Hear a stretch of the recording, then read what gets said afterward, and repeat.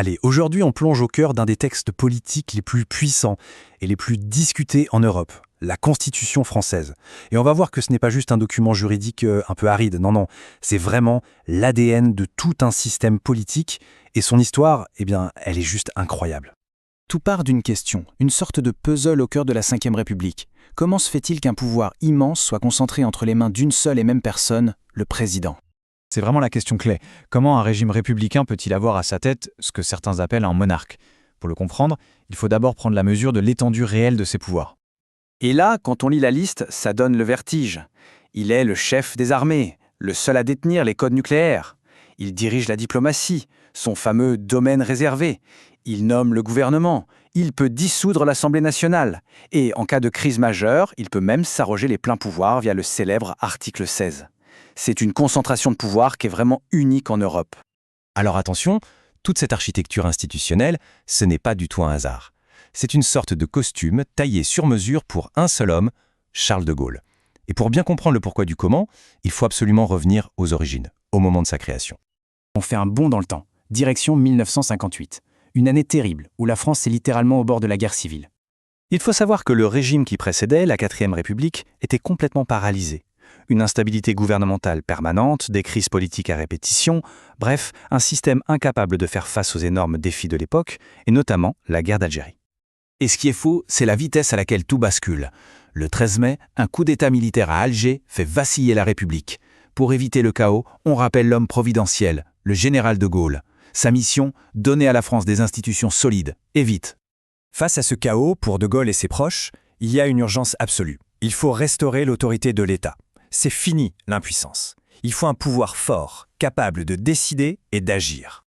Alors, c'était quoi le plan ? Comment allait-il bâtir cette nouvelle République ? Plus forte, plus stable ? Le projet, porté par des hommes comme Michel Debré, est une rupture, une vraie rupture radicale avec le passé. L'idée, c'est de faire basculer le centre de gravité du pouvoir.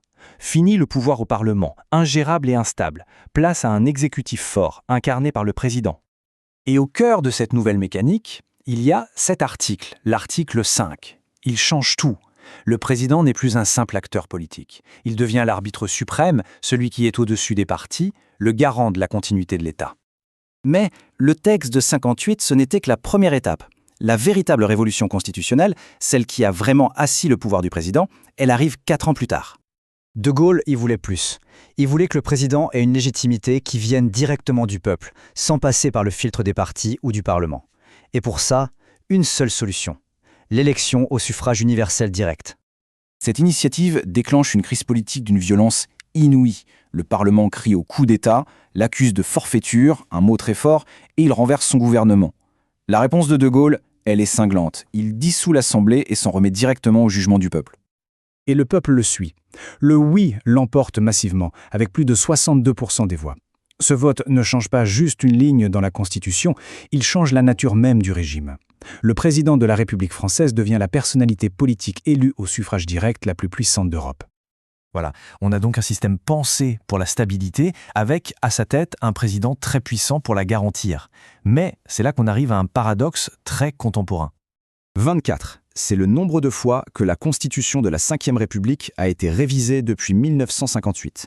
C'est énorme et assez ironique pour un texte dont le but premier était justement la stabilité.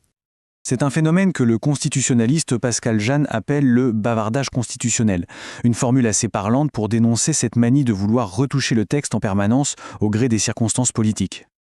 Le problème, selon lui et d'autres, c'est que toutes ces modifications, souvent faites pour des raisons de court terme, finissent par créer un patchwork incohérent.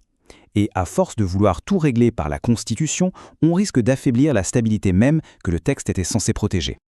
Tout ça nous amène à la question finale, une question qui anime tout le débat politique en France aujourd'hui. Ce système, qui a été forgé dans une crise pour apporter de la stabilité, est-il encore adapté aux défis du monde actuel ou est-il temps de le réinventer ? Vaste question.